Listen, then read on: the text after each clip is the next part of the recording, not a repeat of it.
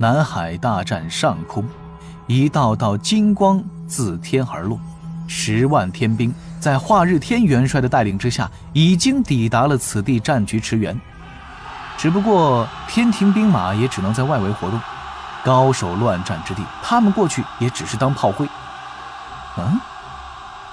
看玉帝的化身加入战局，李长寿自己化作了鱿鱼，索性后退，去了云霄仙子身旁。云霄散出道韵，包裹李长寿，二人再次隐于海中。他刚刚现出身形，就听云霄关切地问道：“你面色怎么这般差？”在想一些事。李长寿笑了笑，此时各处战局已开，能做的就是等战局平复，算计谋略能用的也都用了。其实尽力就好，不必非要这般强求的。世上之事哪有完美的？李长寿轻轻点头，刚想说一点有趣的话，心底却泛起了一缕疑惑，似乎有什么地方不太对劲儿。并非是他的算计安排有什么不妥之处，他已经竭尽所能让龙族能够应对西方的3线发难。西方教这一次的行动与此前有着十分鲜明的差异，文静道人没能给自己及时的讯息。西海龙宫那群叛军说退就退，目的很明确，就是保留自身有生力量，后续为龙宫一方施加庞大压力。四海海眼的位置完全暴露。西方这一次换的操盘手明显比此前那几人高明了不少。李长寿负手低头，仔细盘算全局。如果我是西方操盘者，此时想要在龙族身上得到什么？财？只是财吗？李长寿的心底灵光一闪，面色却突然有些苍白。不只是财，还有西方的威严。西方教在龙族之事上吃亏太多，被扫了太多面皮。若不能对龙族施以惩戒，西方一教双胜，岂非笑话？自身威严如何维系？洪荒不讲善恶，洪荒只有强弱。如果是从这个出发点来判断，西海的海眼恐怕会有一处海眼必被破。可是西方如此做，也必会背负业障，如何才能避免这些呢？到底有什么地方不太对劲儿？当着云霄的面，李长寿在海水中盘腿坐了起来，闭目凝神，借用指道人观察各处战局。那一丝违和感。西海灵报时，自己动用水神神拳稳固各处，先是扫过各处被灵爆波及的炮灰。不对，就是这里不对。他突然想起来，自己当年算计龙族时经常会考虑，但后来却因为西方教直接控制西海龙宫上下，从而下意识忽略之事。先交不服，心有怨恨，这是龙族欠下的因果，是龙族自远古而来不把仙蛟兵当人看，在仙蛟兵处积累的怨和恨。是了，西方不一定需要这个矛盾来搞仙蛟叛乱，他们完全可以让龙族自身承担海眼被破的因果。西海龙宫被西方实际掌控，但此前被灵爆波及，此刻被拆分去南海和北海的西海叛军之中，仙蛟兵的数量明显不对。东海，西方要下手的是最富庶、实际最强，也最能代表龙族的东海。西方今日算计者到底是谁？李长寿扭头看向云霄，仙子，可否去峨眉山请公明老哥出山，一同赶去东海？我需要定海神珠助力。云霄立刻点头，目中带着几分叮嘱，身形迅速化作一团云雾，消失不见。李长寿轻轻吸了一口气，遁法全开。感受到一闪而逝的熟悉道韵，正奋战杀敌的华日天轻轻皱了皱眉，看向了东北方向。敖乙，敖乙！东海龙宫外围，龙族与海族叛军一处激战之地。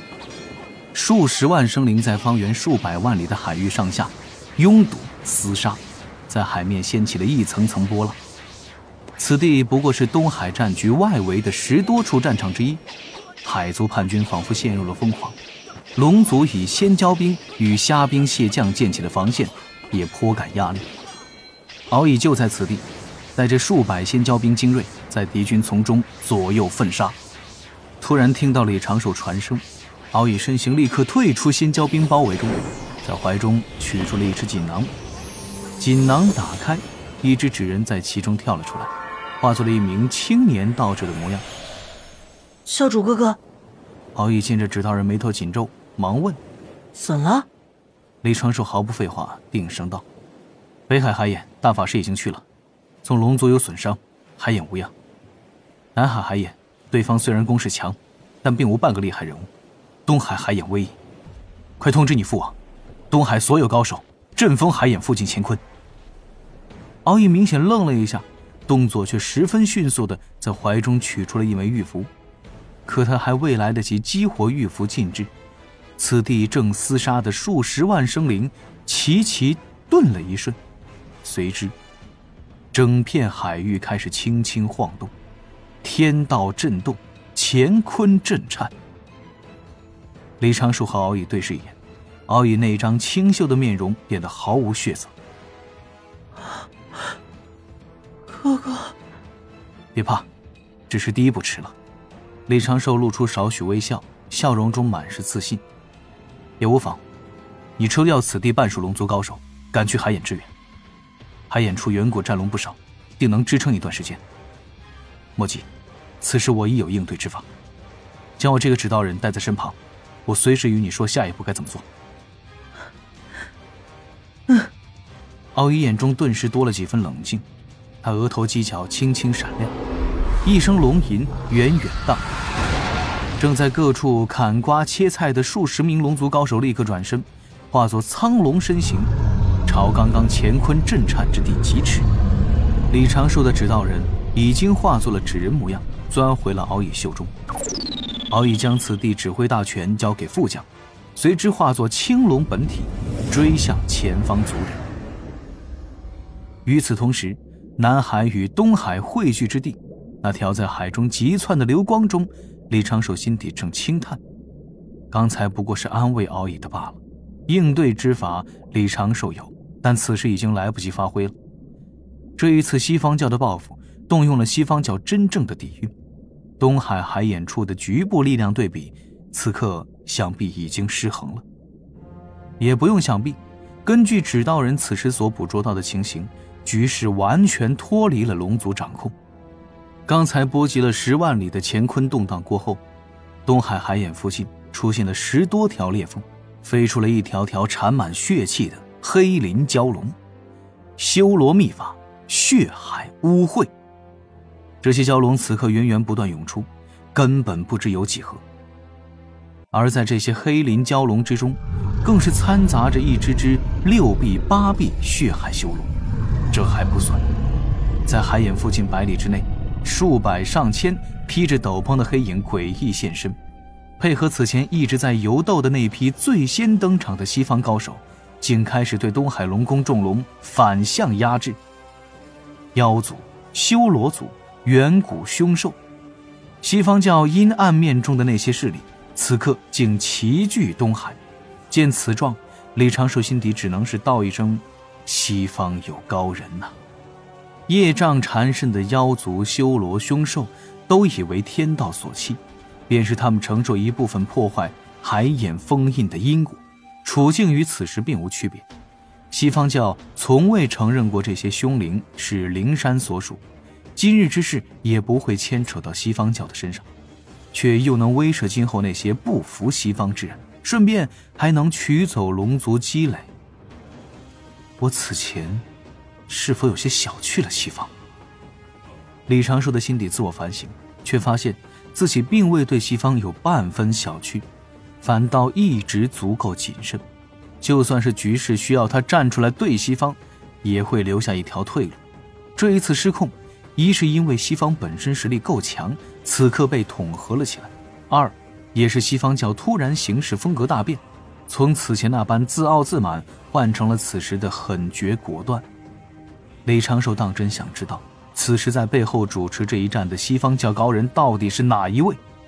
是圣人亲自策划吗？若如此，我此时应该已经接到了太清老爷的提醒才对。此时的博弈显然没有上升到圣人层面，心底将这些念头都压了下去。李长寿不断地思索对策，水遁之法也已经发挥到极致。但他此时已经看清了东海海眼处的形势，龙族已然失守，大批黑鳞血蛟在那些裂缝中涌出，径直攻向海眼处。海眼深坑中，边缘位置最先飞出数十条老龙，主动向外迎战。但是当这些老龙外出时，海眼明显是轻轻一震。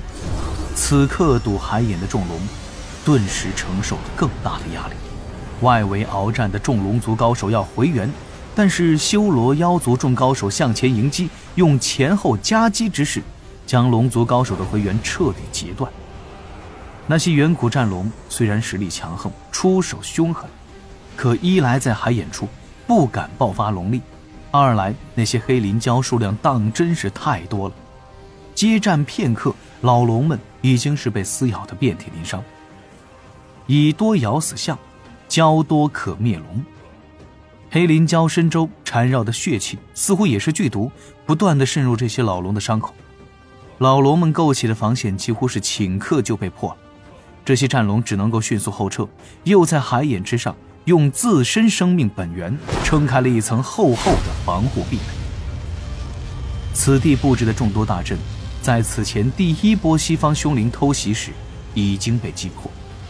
此时李长寿在局外看来，西方教的这一次算计，3处战局一环扣一环，阳谋阴谋并重，而导致此时局面让龙族如此被动的主要原因，正是龙族未遵守李长寿的布置，把实力一股脑拿了出来，被对方直接给套住了。李长寿对此也表示理解，此刻已经开始想，海眼如果真的被破，自己还能做什么？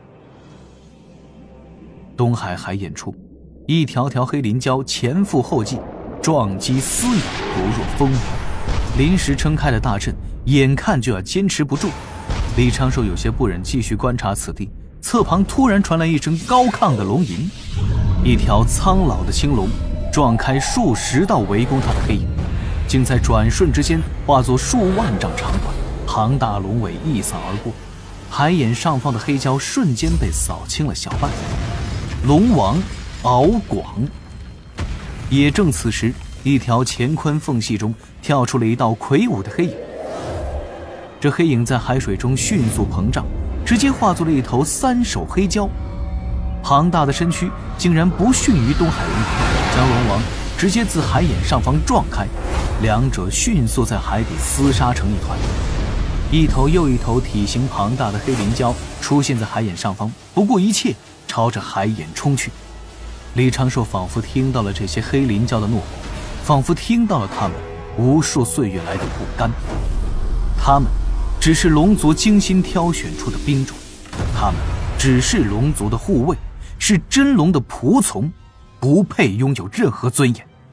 骄奢的龙族子弟可以随意取他们性命，哪怕修为再高，实力再强，都要在那些窝囊废龙族面前跪下。甚至当实力达到一定的层次，他们会被废掉修为，化作种龙去生育，去繁衍，为龙族提供更多蛟龙的龙蛋。那些龙蛋，他们的子嗣大半都成了无用的废品，成为了那些资质出众的黑鳞蛟成年时厮杀的第一个对象。鞭挞、喝骂、隐忍、沉沦，他们是龙族的兵刃，却也是有血有肉的生灵。生灵啊！厮杀之中，3手巨蛟并非龙王对手，迅速败下阵来。一条脖梗已经被龙王一口咬住。敖广！那3手巨蛟仰头怒吼：“你们龙族必将终结于蛟之手！”而后，这巨蛟猛然一挣，左侧脖梗直接断掉，洒落一砰砰鲜血。这三手巨蛟却趁势转身，再次冲向海眼深坑。龙王龙躯摆动，立刻要冲上前去阻拦，但那三手巨蛟身周涌出无边血气，这血气凝成了一头血色苍龙，将敖广阻拦了2个呼吸。这点时间已然足够。龙王眼中透出了满满的绝望，那三手巨蛟的庞大身躯朝着海眼急速坠落，一条条黑鳞蛟化作乌光飞来，在这巨蛟身周环绕纠缠，宛若与这巨蛟融为一体。转眼之间，就将黑蛟化作了一团巨大的黑球，那大阵一触即破。海眼之中的群龙怒吼，每一条龙的龙躯迸发出强烈的光亮，宛若连接成了一团大网。敖广化作的万丈苍龙发出了震动东海的怒吼，奋不顾身在侧旁撞向巨蛟，但已是来不及阻拦。突然间，一张水火太极图出现在海眼上方，在海水中迅速凝成。李长寿见状心神一震，大法师来了。正此时，海眼上空那交错的乾坤裂缝中，一抹剑光闪过，一把银光闪耀的宝剑竟将大法师凝出的水火太极图直接斩断。这剑光划过之处，乾坤再次裂开缝隙，一剑之力可破乾坤。李长寿还在纳闷这剑是何物，心底已经响起了塔爷兴奋的呼喊声：元土剑！我操！哎，那是元土剑！快快快，上去让他砍咱2下！哎，咱多少年没感受到疼是啥感觉了？来不及吐槽，李长寿顿发停下。此刻已是在东海龙宫附近，距离那海眼不过数万里，但他已来迟半步。黑鳞蛟揉成的庞大肉球已经撞开了海眼处的龙躯堤坝。